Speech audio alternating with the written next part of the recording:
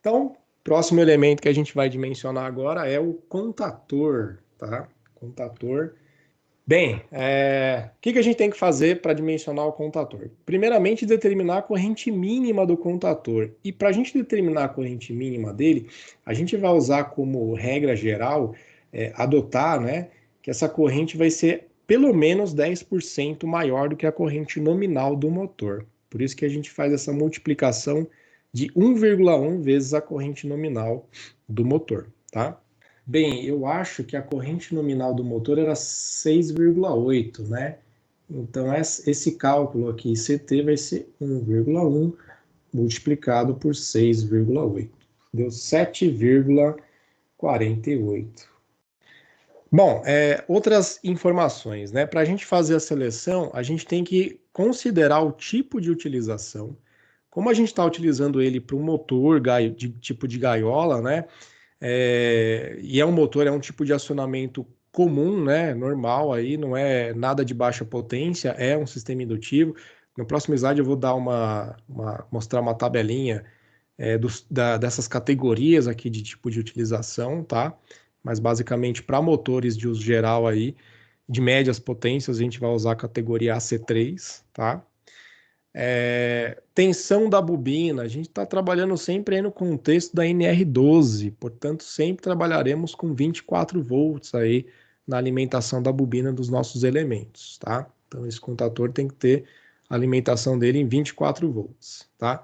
Número de contatos. Se a gente for observar no esquema elétrico lá atrás, aqui, ó, a gente tem a necessidade de 3 contatos de potência, aqui no diagrama de potência, tá?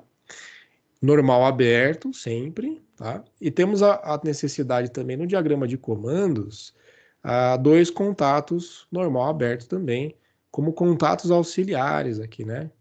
Então, na nossa especificação, além da categoria, né, do tipo de utilização, tensão, a corrente nominal mínima, né, que a gente acabou de calcular ali, que é o aproximadamente 7,5 ampere, tá? A gente tem que considerar que temos 3 contatos Na de potência, ele é tripolar, né? E temos 2 contatos Na auxiliares. São esses os parâmetros que a gente vai precisar para fazer a seleção desse contator. Tudo bem? Bem, aqui também já está calculado bonitinho. Você viu que eu arredondei, não tem problema, tá? Se a gente trabalhar sempre com uma casa depois da vírgula, tá tranquilo. E aí, bom, aqui eu coloquei de acordo com essa norma aqui, IEC 947-4, a gente tem as categorias de emprego dos contadores, tá? Eu coloquei aqui como para consulta, porque eu não vou ficar lendo todo esse texto aqui, mas basicamente, a C1, a gente estava pensando em aplicações que são fracamente indutivas ou praticamente não indutivas, tá? Ou, em outras palavras, cargas que são resistivas. Então, eu vou fazer o acionamento de um banco de resistores, fazer um acionamento de um sistema de aquecimento resistivo, né? Como é o caso de fornos industriais aí. Então, a gente utilizaria contatores dessa categoria, né? Categoria AC2, o que eu posso dizer é que o tipo de motor é motor de anéis, né? E a gente está pensando em correntes de partida que não ultrapassam aí de 2 a 5 vezes a corrente nominal, tá? Do motor, tá? A categoria AC3 é a que eu falei, né? Para motores de gaiola de esquilo, né? Desligamento efetuado com o motor em regime, ou seja, ele está na rotação nominal dele, ele está na corrente nominal dele e você faz o desligamento, tá? Onde a corrente de partida é algo em torno de 5 a 7 vezes a corrente nominal do motor, tá?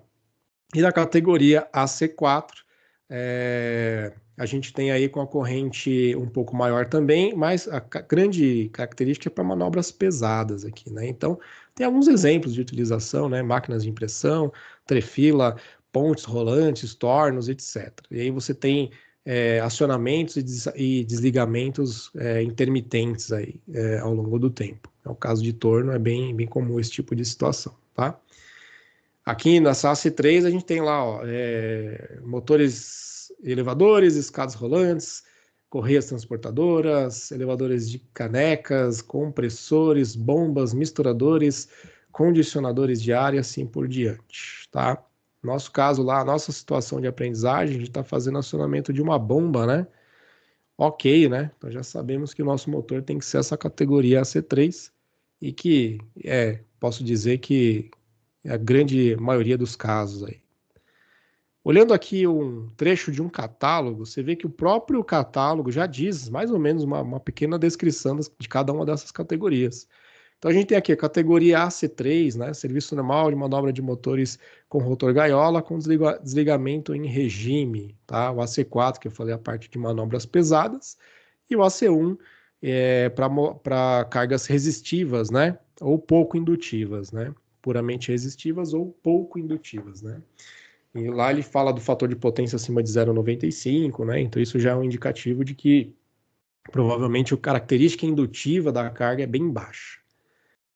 Bem, então eu selecionei esse pedaço desse catálogo, tá? Onde a gente tem uma família de contatores, da WEG também, tá? Só para diversificar um pouco. São mini contatores, tá? Categoria AC3, eles trabalham aí até 22 amperes. Qual que eu vou escolher?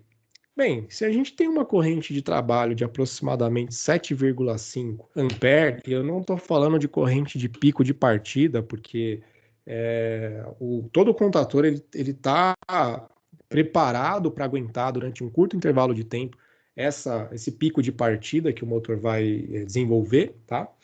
Então a gente está falando em corrente de trabalho e não corrente de regime, né? Aquela corrente que vai permanecer durante um bom tempo, né? Enquanto o equipamento estiver ligado. Eu não poderia escolher o CWC07 porque a corrente é menor, a corrente máxima dele é menor do que a corrente de trabalho da minha situação. Então eu teria que escolher do CWC09 para cima, tá? Eu vou escolher o CWC09 porque ele atende o que eu preciso, né? Quer dizer, eu já estou em 7,5, ele consegue até 9, tá ok. Posso usar 12, 16, 22? Posso, mas eu vou gastar mais dinheiro com isso. Então, acho que não é, né, o critério de seleção a partir desse cara aqui para frente é o custo realmente, tá? Uma coisa legal, né, que vocês devem ter percebido na escolha de motores, né? Alguns parâmetros a gente nem precisa ficar calculando muito. O nosso motor aqui, se eu não me engano, ele é de 3 CV, tá? E a gente está trabalhando em 220 volts. Então a gente sabe que a categoria é a C3, né? E a gente já comentou isso.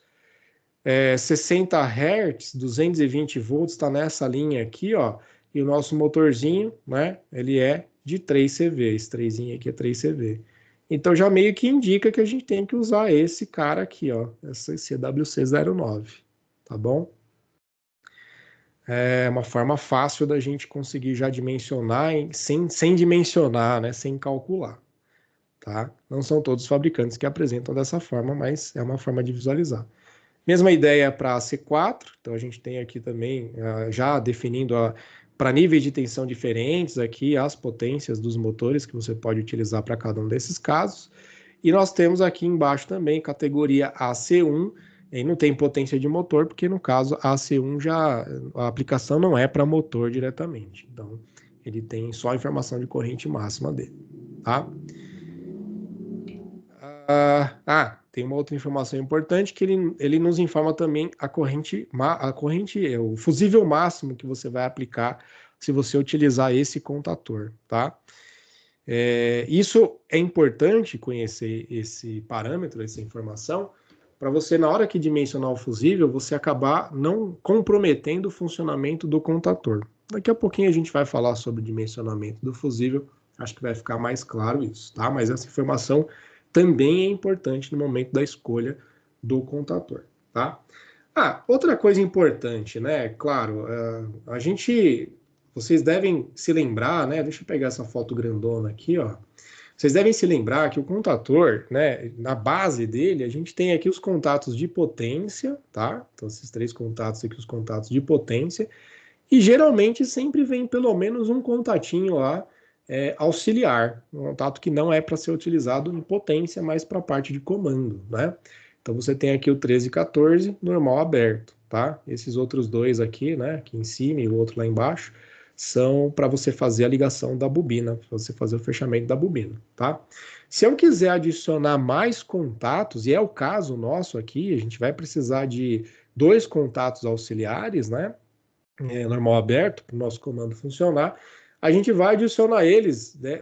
Eu acredito que vocês devem ter feito isso, ou pelo menos na hora de montar devem ter observado, que a gente consegue encaixar nesses locais aqui, né? Ele vai ser encaixado também aqui, claro, mas a gente consegue acoplar contatos, blocos de contatos auxiliares. E a gente pode comprar em quantidades e diferentes aí, normal aberto, normal fechado, enfim, tá? Esse carinha aqui, né? Essa chavinha aqui, ela gira, empurra para o lado ou para o outro para ligar e desligar o bloco de contatos auxiliares, né? A interferência mecânica vem bem aqui, tá? Que é do principal, do bloco principal com o bloco de contatos auxiliares. Então, isso é uma outra coisa que eu não especifiquei assim com tanto detalhe aqui, né?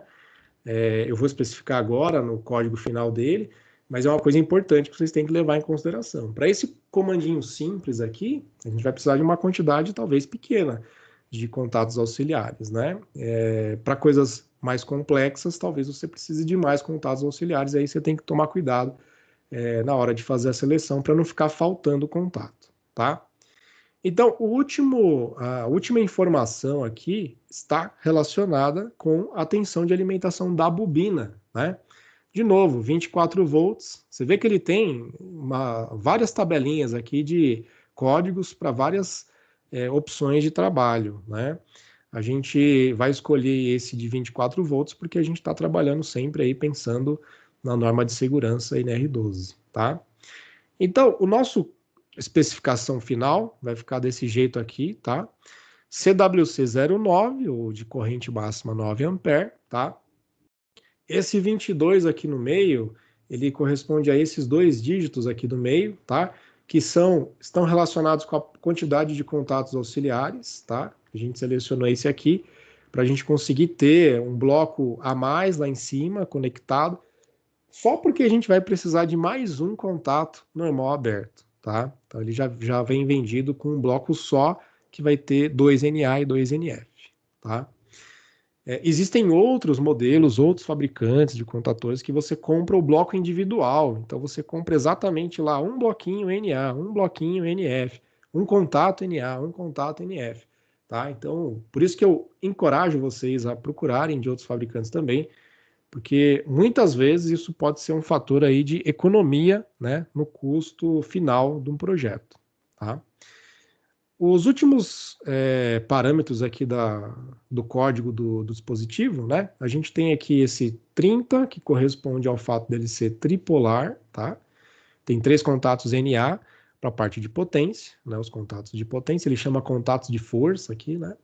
E os últimos dígitos aqui, esses 3, né? V26, no caso a gente vai escolher o C03, porque a nossa tensão de trabalho é 24 volts de corrente contínua, tá bom? Então esse é o código final desse nosso dispositivo, do contator K1.